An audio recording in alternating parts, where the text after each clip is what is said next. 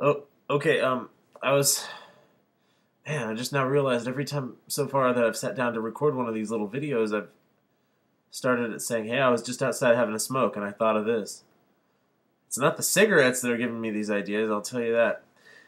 But okay, I was down there thinking, man, it's kind of chilly. I realized, okay, the cigarette itself, if you're a smoker, if you're smoking out there on a normal sunny day, like 75, 80 degrees, a nice day, a cigarette burns at a certain rate. Like you're smoking it, and the cigarette lasts a certain amount of time, maybe a minute and a half, 2 minutes, or something like that, and you're done.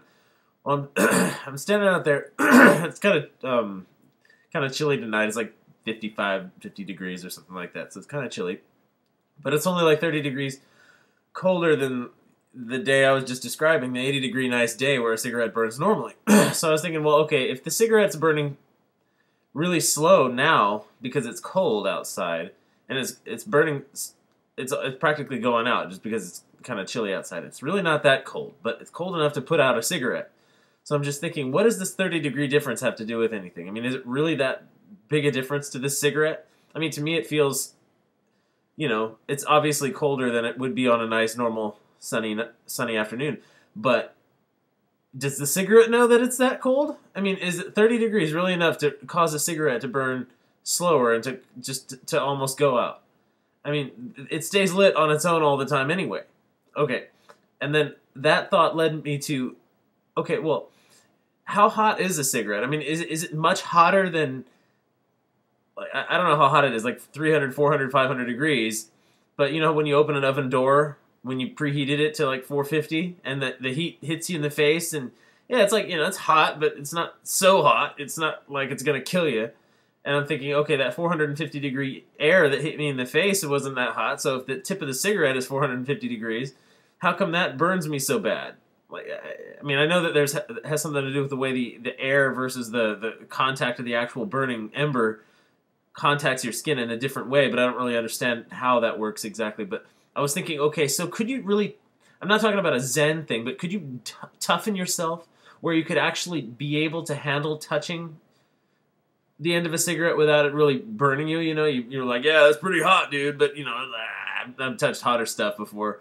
Like when you, I remember when I was a kid, there were kids that sort of lived next to us, like the neighborhood kids who could walk around on the hot pavement without their shoes on, and it wouldn't burn their feet, and they would walk around, and they were all like, like no big deal. Then I would do it, and it would burn my feet, and I'd have to go and get my shoes.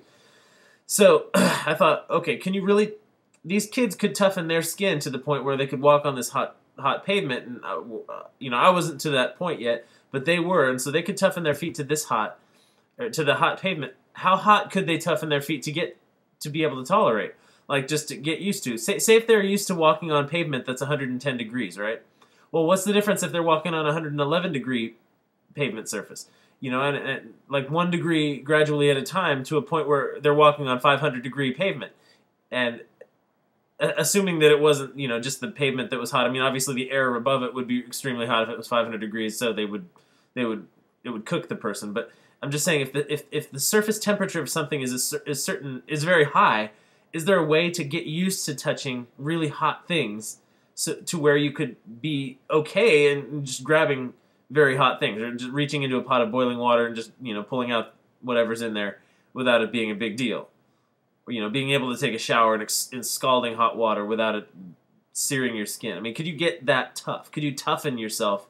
I'm not talking about some way to channel energy, like those people who walk on hot coals because they're in some kind of trance. I'm not talking about that kind of pain suppression. I'm talking about where you could just get tough enough to be able to handle touching really hot stuff where it would actually not blister your skin. Just out there thinking about that. And then of course, the thought just evolved here while I'm sitting here staring at the computer. But if anybody has any thoughts on this, I'm all ears. Thanks.